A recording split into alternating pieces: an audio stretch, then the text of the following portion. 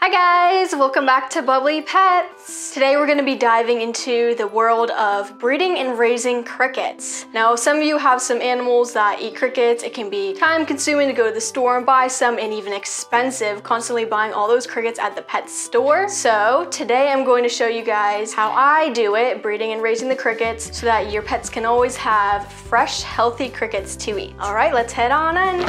So up here are my cricket bins. One of them is for the adults and the other is for the babies. I've got them placed on the top shelf of a heavy-duty shelf since I have so many things that I need to store away, and also because heat rises and they do well in the heat. So I'm going to start by going over the setup for your adult crickets and how we breed them. You can see this is the lid. I had to DIY it in order to ensure that there is enough ventilation for them. Basically, this is just metal window screen, and I had to cut out sections from the plastic lid and duct tape it on and hot glue too. You want to have as much ventilation as possible because if it gets too humid and there's not enough ventilation, they will die. So I recommend using the window screen instead of just drilling holes. Now inside, you can see this is a paper towel that I folded up and I put water onto it, and that's how I provide them their water. It's so that they don't drown, and also it's just easier for me to replace the paper towel and keep it clean. Here is a bowl where I just put any fresh vegetables, fruit, like extra food for them that is just fresh stuff. And then here is the meal that I give them. It's a dry meal that I make myself. I did do a video on how I make this. So here's some of the crickets right there. I do keep them on egg cartons, but you should only use the egg cartons that are made out of cardboard. Do not use the styrofoam ones because they will chew on them and you don't want them eating that. Egg cartons are also the best thing to use just because it provides a lot of surface area for them to hide so that you can maximize how many crickets you have within your container. Now, since these are the adults, I have to breed them so that I can continue making crickets, and these are what I use for breeding them. Basically, they will breed on their own, but you need to provide them something for them to lay their eggs in. This is just soil. Some people use vermiculite. You want to make sure that it's very moist but not like overwatered, and I don't bother putting a lid or anything on there. I just let it be open like that because it's just easier for them to go in and for the females to lay their eggs in it. And these containers, I usually leave them in at least a week before I switch them out with new ones. If you want to see if there are eggs in there, you can usually see from the side. I don't know if you can see a little bit. Those little white, like oval things in there, those are the eggs. You might look around and see them. For the container I use, I just go to Walmart basically and just find a giant container. The bigger the better, just because you don't want to overcrowd them, and then it allows you to have more crickets that you can breed and keep. This is just a normal plastic container. I have not noticed any chewing at all with this, so it worked pretty fine. And also because the lids that come with these aren't too thick and difficult to cut through, so it just works pretty good. Hey guys, please support BubblyPetz by visiting the link on the screen. Your help will allow us to create more amazing content full time. Thank you. So here's a container where I keep my babies. You can get away with a smaller container for them because they're a lot smaller. Again, same setup as the adults. You want to have good ventilation. Plastic tubs are normal and fine. I do give them the paper towel water, the dry meal, and fresh fruit and vegetables too.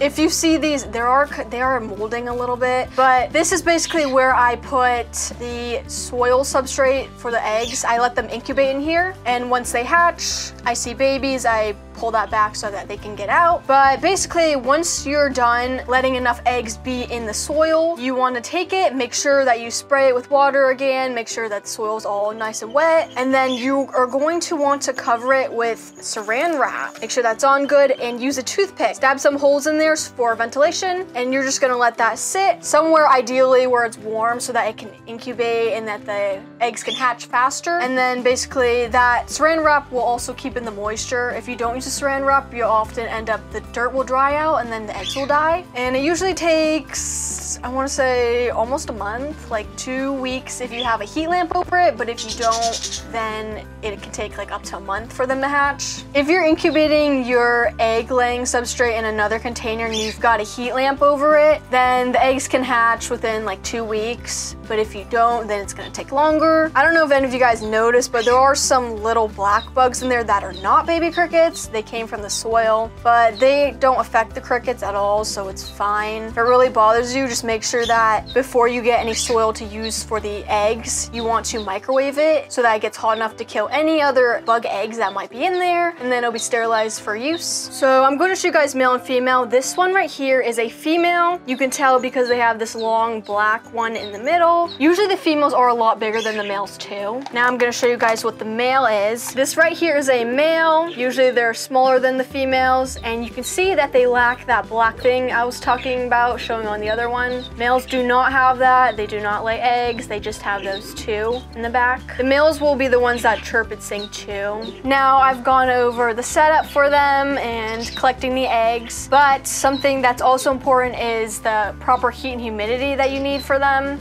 Pet stores used to sell the European house cricket, and that was all you ever got, and those were very sensitive to humidity. Like, you couldn't let it be too humid or else they would actually just die. Also, they had a much shorter lifespan than these ones. Nowadays, it seems the pet stores, they all just have the Asian banded crickets, so these actually have a lot longer of a lifespan, and they are not as sensitive to humidity. They're more tolerant of it, but like the other species, they thrive in a hotter temperature. So if your room is cold, you would probably want to invest in a heat lamp. It also makes them grow faster too. If the room is always warm like mine is, you can get away with keeping your cricket bins on a top shelf so that natural heat will keep them warm. I'm going to go over a little bit more in depth about the food I feed them. You want to avoid giving them any citrus fruits. Honestly, I just stick to celery, carrots, apples, zucchini. That's pretty much all I do. Usually I just give them apples because that's just easiest. But you do want to stay away from anything too sour, anything that might be toxic to them. Now for the dry mix, it's usually a combination of grains that I grind up. I do put a little bit of nuts in there, some cat food, but most of it is like wheat bran, cornmeal, maybe some flour, or I also put oatmeal in there. But I usually just use whatever's in the kitchen, grains and stuff, dry materials. But I did make a video on this, so you guys can check it out after this video if you guys are interested in that. I'm going to go over taking care of the baby crickets, like when they first hatch. So if you do have a heat lamp, usually they'll hatch within 2 weeks, like I said, and they'll be able to grow up to a decent size within a month. If you don't, like me, it can take like a couple months at least for them to get bigger, like medium size, not quite as large as the adults. When they first hatch, they're going to be white and they're going to be all over the place, opening up the saran wrap once they hatch. But don't open up all the way, open up like a corner so that if there's other eggs that still didn't hatch, that you still retain the moisture in there for them to be able to hatch. And the ones that did hatch can just get out of the corner. When they hatch, they're going to be very white looking, and there's usually going to be a lot of them, and you'll be like, oh my, what's that? But